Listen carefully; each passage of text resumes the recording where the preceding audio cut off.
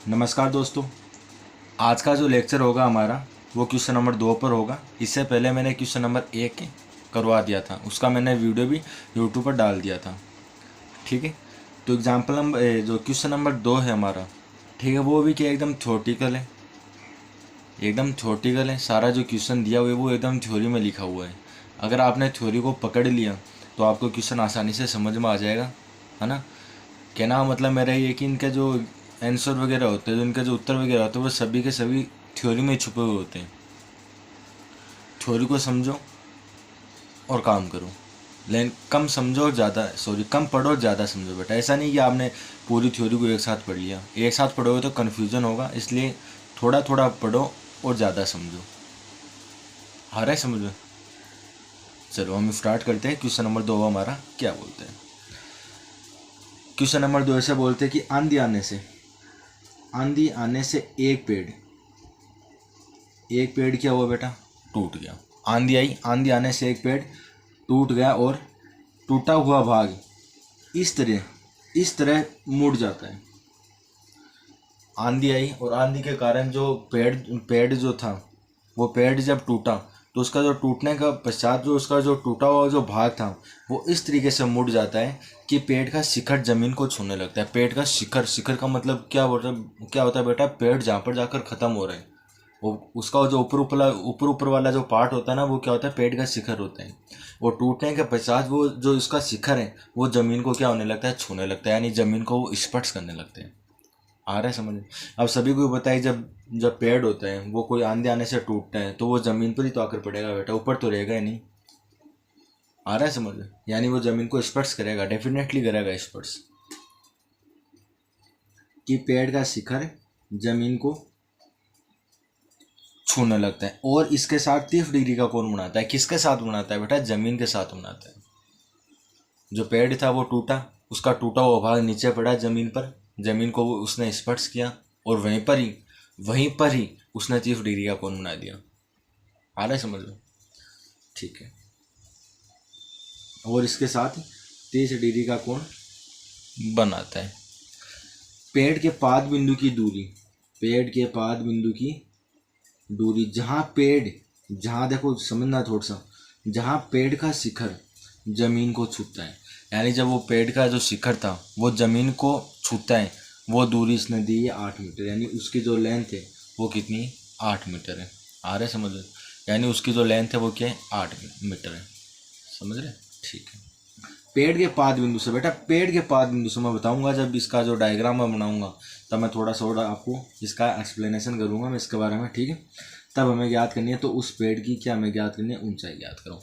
तब हमें बताने है कि उस पेड़ की ऊंचाई कितनी होगी। सबसे पहले मैं सपोज हम मान लेते हैं, सपोज डेट करते हैं कि जो हमारा पेड़ था, ये मान लो हमारा पेड़ था, इसको नाम दे दो, 1 मिनट नाम दे दो ए और बी। ठीक है। हुआ क्या फिर? आंधी आई, आंधी के कारण ये जो पेड़ था वो टूट गया बेटा। अब मान लो कि वो यहाँ से टूटा, जो मैंने थोड़ा सा डार्क किया है, मान लो कि वो क्या हो, यहाँ से टूटा, यहाँ से टूटा, यहाँ से टूटा। तो कहने का मतलब क्या है कि इसका जो ऊपर वाला जो पार्ट है, जो ये वाला पार्ट है, वही तो नीचे पड़ेगा बेटा, वही तो नीचे गिरेगा। और नीचे गिरने के पश्चात ये जो ऊपर वाला जो भाग है इसका पेड़ का, वही तो जमीन को स्पर्श करेगा करेगा ठीक है। तो मान लो कि पढ़ने के पश्चात वो ऐसे हो गया, ये लीजिए। ठीक है बेटा, यहाँ पर एक ये ज़मीन है, ये बेटा ये ज़मीन है, इस ज़मीन को स्पर्श कर लिया, वो स्पर्श पॉइंट मैंने मान लिया, क्या नाम दिया उसको? पी। जहाँ से टूटा उसको नाम दे दिया क्यू, और जहाँ से पेड़ ज़मीन से निकल रहे हैं उसको नाम दे दिया आर, उसका नाम दिया आर। अब नीचे वाला ये क्या है? तो बेटा नीचे भूमि के अंदर है पेड़, इसका तो हमें क्या करना है? इसका हमें कुछ करना ही नहीं। पेड़ हमारा कहाँ से टूटा? यहाँ से टूटा, वो नीचे पड़ा, नीचे गिरा पेड़। ठीक है, ऊपर वाला जो उसका भाग था वो नीचे पड़ा और जमीन को स्पर्श किया, जमीन के स्पर्श करता नहीं, उसने कोण बना ली 30 डिग्री की। ये मैं दिया हुआ है, ये हमें सब कुछ दिया हुआ है बेटा। ठीक है। अच्छा, फिर आगे इसने क्या बोला है कि पेड़ के पाद बिंदु की दूरी, पेड़ कहाँ से चल रहा था? स्टार्ट यहाँ से, तो इसके पाद बिंदु की दूरी जहाँ पेड़ का शिखर जमीन को छूता है। अब पेड़ का जो शिखर था, शिखर ये तो देखो बेटा, ये शिखर था, शुरू में जब पेड़ नहीं टूटा उस समय शिखर कौन सा था, ए टूटा, उसके बाद ये शिखर यहाँ पर आया और यहाँ पर ही मैंने इसको नाम दे दिया पी। आ रहा है समझ में? कायदे से ए ही होना चाहिए, इसको मान लो ए। पी नहीं हो सकता बेटा, क्योंकि इसका पेड़ का शिखर पॉइंट कौन सा था, ए। अब यहाँ से टूटा तो इसका शिखर पॉइंट ही तो जमीन पर आएगा और शिखर पॉइंट इसका क्या था, ए। तो यहाँ पर भी तो ए होगा।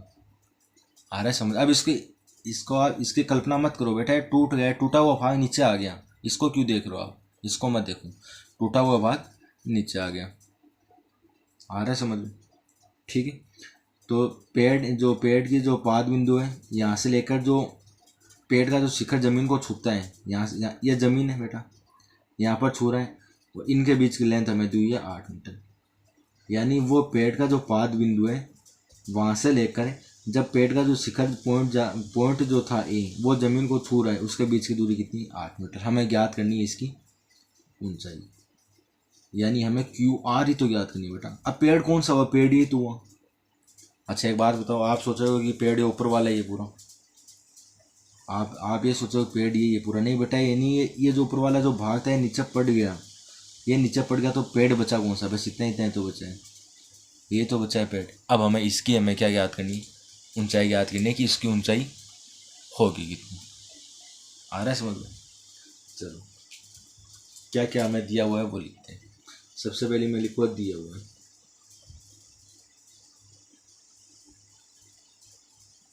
दिया हुआ है हमें क्या दिया हुआ है कि कोण देख लो कौन सा दिया हुआ है, QAR, कोण QAR बोलो, या फिर कोण RAQ बोलो, दोनों कितने दिए, 30 डिग्री।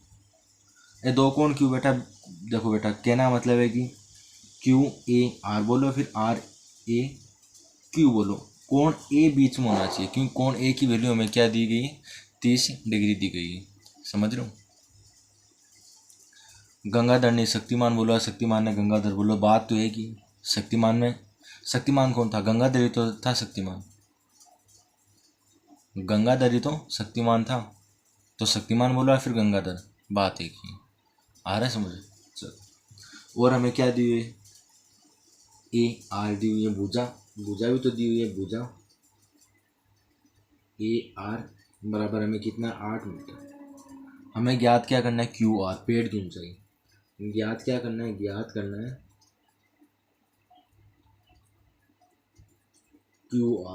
क्या है, पेड़ की ऊंचाई तो है, पेड़ की ऊंचाई, ये हमें क्या फाइंड आउट करना है इसको। ठीक है।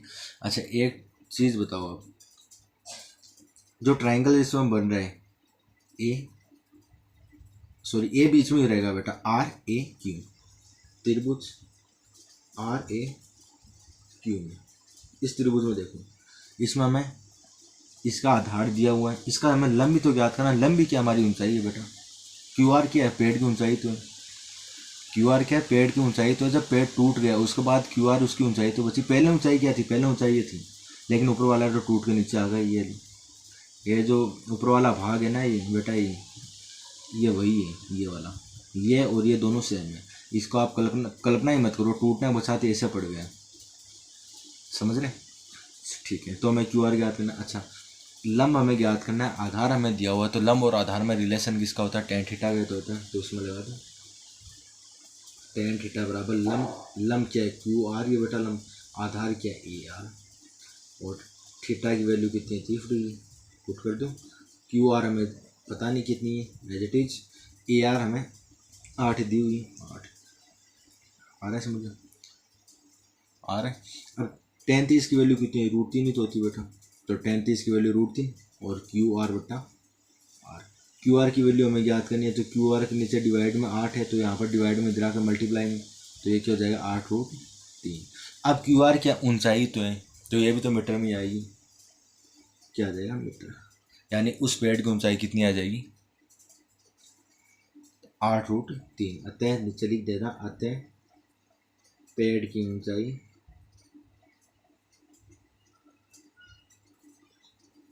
बराबर 8√3। आया समझ में? थोड़ा सा ध्यान से देखना, छोटी का लेवल बेटा, थ्योरी को समझ, अगर आपको थ्योरी समझ में आ गई है ना। थ्योरी अगर आपने पकड़ ली, थ्योरी की बातों को आपने समझ लिया, फिर आपको कोई परेशानी नहीं होगी। अगर आपको थ्योरी नहीं समझ में आई, आपको क्वेश्चन ही समझ में नहीं आया, तो आप डायग्राम नहीं बना सकते। डायग्राम नहीं बना बेटा तो आपका सॉल्यूशन नहीं होगा। डायग्राम बहुत इंपॉर्टेंट है इस चैप्टर में, ठीक है। थोड़ा सा ध्यान से देखना। अगर फिर भी कोई डाउट हो तो प्लीज़ कमेंट बॉक्स में लिख कर ज़रूर बताओ। लाइक शेयर कमेंट वगैरह सब करा करो बेटा, ठीक है। बहुत बहुत धन्यवाद, शुक्रिया।